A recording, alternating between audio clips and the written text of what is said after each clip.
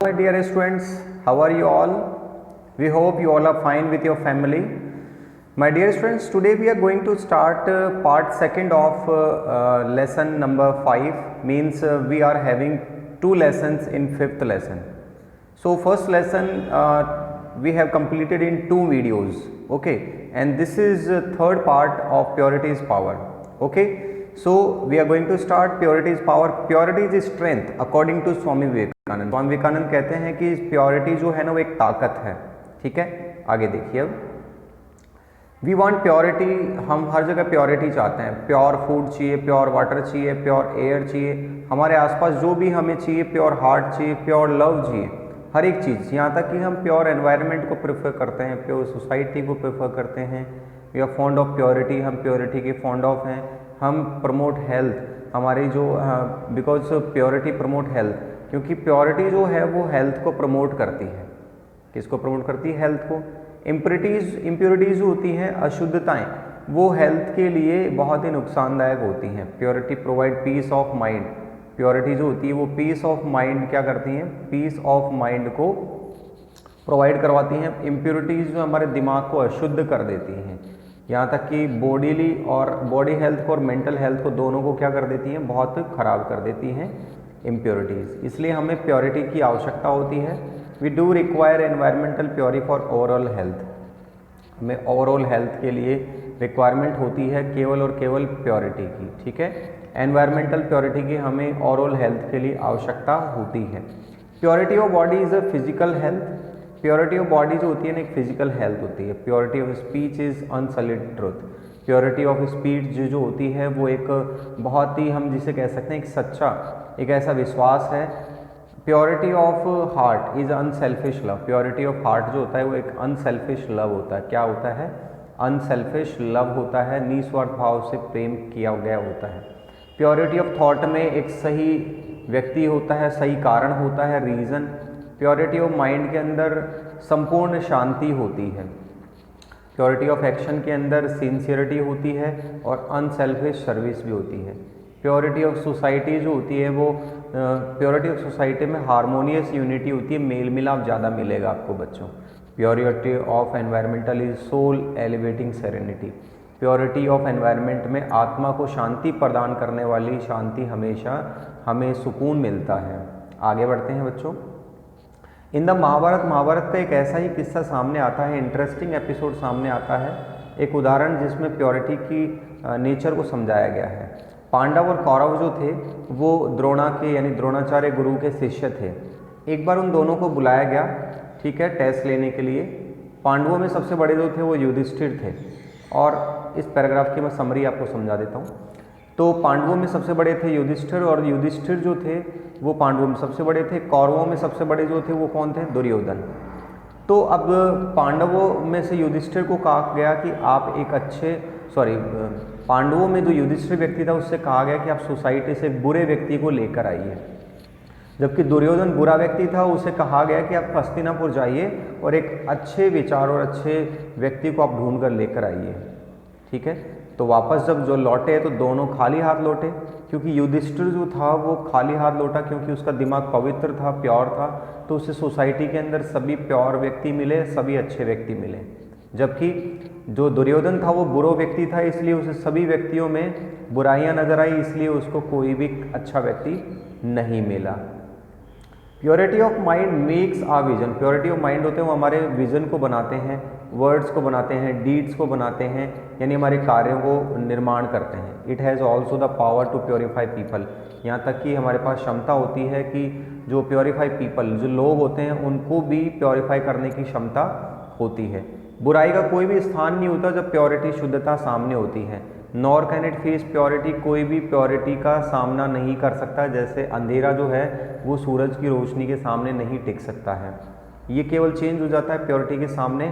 Fools who come to scoff remain to pray in the presence of purity. मूर्ख व्यक्ति जो होते हैं वो भी अगर शुद्धता भरे, प्रार्थना भरे माहौल में, शुद्धता, प्योरिटी वाली उपस्थिति में जब आते हैं तो फूल्स यानी मूर्ख व्यक्ति भी हाथ जोड़ने लगते हैं. विलेंस जब किसी को नुकसान पहुंचाने आते हैं तो वो भी प्योरिटी की प्रेजेंस में बहुत तारीफ करने लग जाते हैं. मर्डरर्स जो होते हैं, हत्यारे, वो भी शांति के दूत बन जाते हैं। क्या बन जाते हैं? शांति के दूत बन जाते हैं जब प्योरिटी का एनवायरनमेंट उन्हें मिलता है।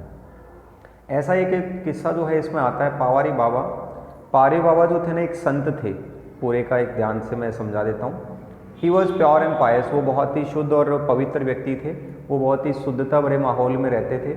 और एक दिन वो सोए हुए थे, उनके घर में एक चोर जो है ना वो प्रवेश कर जाता है उनके निवास स्थान में, और कुछ खाने से भरे हुए बर्तन जो है वो लेकर चला जाता है। तभी वो पावारी बाबा जगते हैं और भागते हुए चोर को देखते हैं। तुरंत उन्होंने बाकी के जो बचे हुए 2 बर्तन थे उनको उठाया, और जिनमें एक में तो सब्जी थी और एक में दही थे, तो वो दोनों लेकर के भागते हैं चोर के पीछे। चोर आगे और साधु बाबा पीछे हैं। अब वो बहुत ही प्योरिटी ऑफ लव, और पीछे गए तो साधु बाबा ने बहुत ही प्यार से कहा कि बच्चे, the food is insufficient for you, ये खाना तुम्हारे लिए बहुत ही कम है। You may have also this, आपको ये खाना भी लेना चाहिए। बैठो और बिना किसी जल्दी के खाना खाओ। वो चोर जो था ना, वो आश्चर्यचकित था कि मेरे साथ ऐसे अफेक्शनेट वर्ड, ऐसे प्यार भरे शब्द एक बहुत ही साधु व्यक्ति जो है मेरे से बोल रहा है। यहाँ पर चेंज आया उसके अंदर, और वो चोर जो है वो दंडवत, प्रोस्ट्रेटेड का मीन्स क्या होता है? दंडवत हो गया। प्रोस्ट्रेटेड मीन्स दंडवत, यानी साष्टांग चरणों में झुक गया। और किसके सामने? संत के, बिफोर द सेंट, संत के सामने।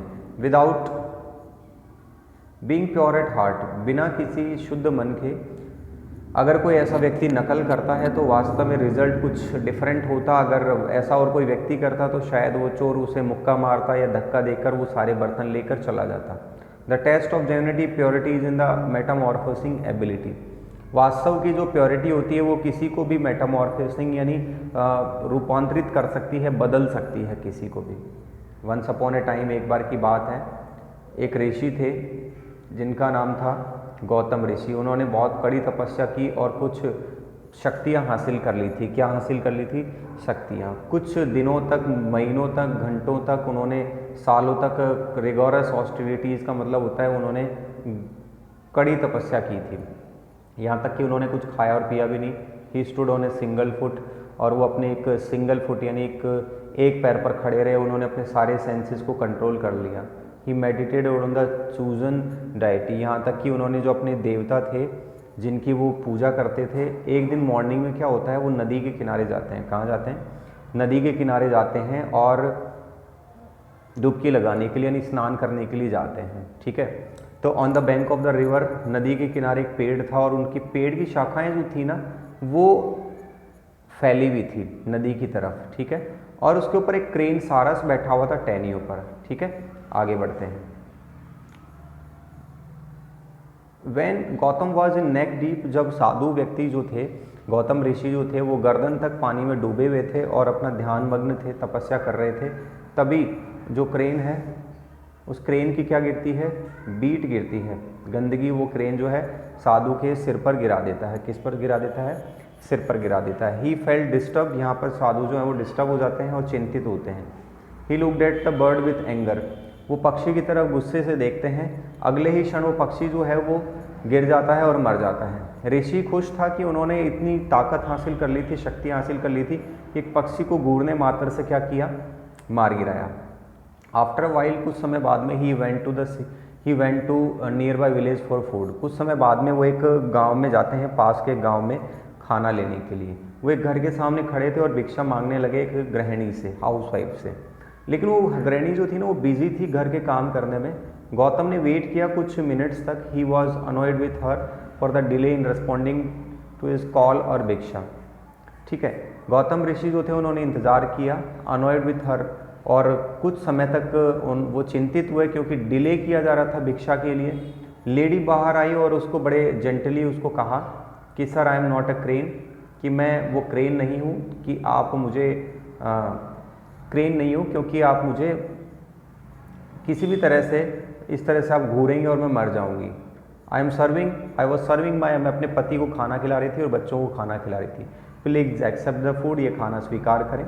ऋषि जो थे ना वो शॉक थे, क्योंकि कुछ समय पहले की हुई घटना को ही, कुछ समय हुई की घटना को ये लेडी कैसे जान सकती थी। वो लेडी आगे बोलती है, सर डोंट बी सरप्राइज, इतना आश्चर्यचकित मत होइए। I am a humble housewife, मैं एक हम्बल हाउसवाइफ हूँ, विनम्र गृहिणी हूँ। और आप अगर तपस्या और अटेनमेंट के बारे में यानी शक्तियों की ताकत के बारे में अगर आप जानना चाहते हैं, please go to a particular person, एक निश्चित व्यक्ति के पास जाइए। Whose address I shall give you, मैं आपको उसका पता देती हूँ। ऐसा कहते हुए उसने एड्रेस दे दिया और हम्बल विनम्र और अपमानित जो ऋषि था वो जैसा बताया वो वहाँ पर पहुँच गया। It was a greater shock to him to see the particular person.